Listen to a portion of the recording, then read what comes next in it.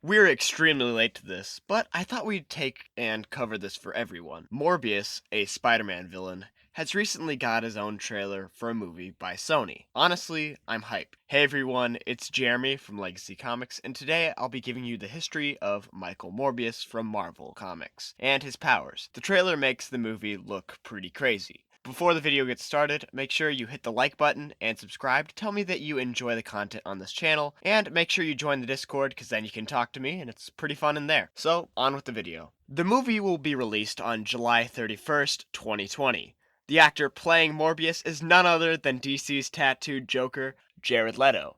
Let's start things off. The character first appeared in Amazing Spider-Man 101 in October of 1971. He was created by Roy Thomas and imaged by Gil Kane. A cool bit of information is that he was released after the Comic Code Authority lifted a ban on many supernatural characters, including vampires. The initial intent for creating a vampire was kind of a Dracula. They wanted a Dracula in Marvel. But the main man, Stan Lee, said that he wanted more of a costumed character. So Mr. Thomas created Michael Morbius, a very successful doctor with an intense blood condition. Michael was born of a single mother in Greece. As mentioned earlier, Michael was diagnosed with a severe blood condition. This caused most of his childhood to be in isolation, and it added to his unpleasant appearance. Despite his limiting condition, this young man came to be rather gifted in an intellectual sense. In fact, he even won a Nobel Peace Prize for his research in human and animal biology. On one of the first occasions that we run into the character, he has escaped his country because of his condition and is now looking for a cure for his fiancée, Martine Bancroft, but then is quickly knocked out on the streets by New York's Spider-Man and the Lizard, Dr. Connors,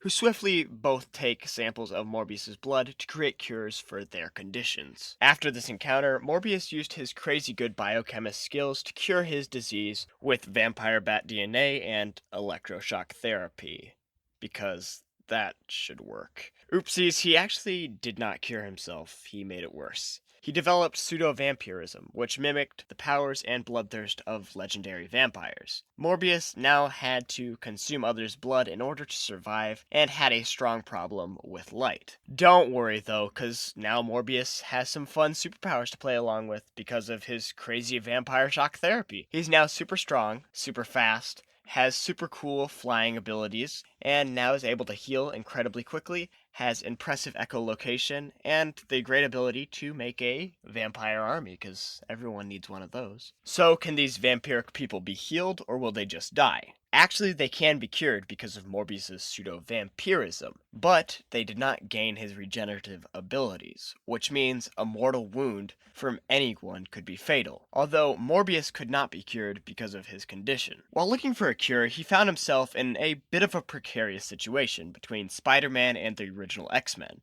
In the process, he caused John Jameson to turn back into Man-Wolf. He would later battle against Spider-Man with Man-Wolf. Through the years, Morbius encountered many key characters, and that gallery has grown, and many of his appearances have been somewhat heroic, like that of Amanda Saint, a girl who was going to be sacrificed in a cult, but Morbius saved her initially so he could kill her himself. But then he helped lead her back to her parents. Along the way, he did bite her, but she never turned into a pseudo-vampire, which is kinda strange. It makes one question what officially determines what his bite does. Many occasions he has met Blade, the vampire killer, which made for some fun panels. Another encounter with Spider-Man would soon follow. He is hit by lightning, transforming him back into a human, eradicating his vampirism, although he still needs to consume blood. The aftermath, he was charged with all of his crimes.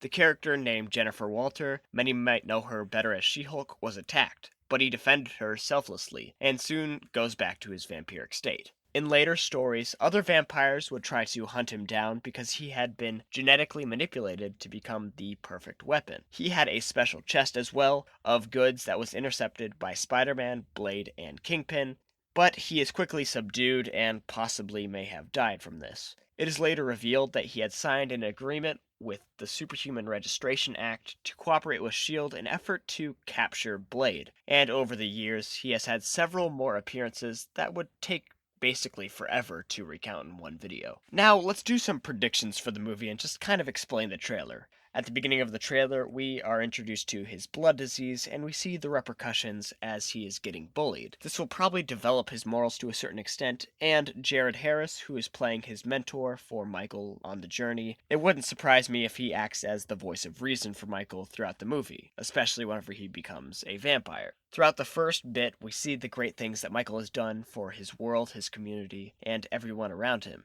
Everything up until this point has been rather spot on compared to its comic counterpart. Now we get to his transformation, which is a little bit different compared to the bat shock therapy. After this, we see the mayhem that falls out on behalf of his transformation into a vampire. Then we see Matt Smith, who's playing Lox's Crown, a Hydra scientist who later becomes a different vampiric being known as Hunger. We can probably guess that he wants a shot at Morbius to run tests and maybe weaponize it. There's a bunch of fight scenes, and bang, the ending with Michael Keaton, who many are presuming to be Vulture from the MCU, because Morbius, Vulture, both Spider-Man villains. While I have no way of knowing that for sure, it would be pretty crazy if they did connect Sony's verse with Marvel's MCU, and that'd be pretty great to see two characters that have both been seen in the Sinister Six. If you liked the video, make sure you leave a thumbs up and make sure to subscribe and share the video with your friends.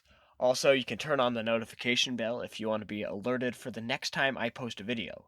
And finally, make sure you have any questions, ideas, and thoughts. Make sure to leave them down in the comments below. This is Jeremy from Legacy Comics, signing out. See ya!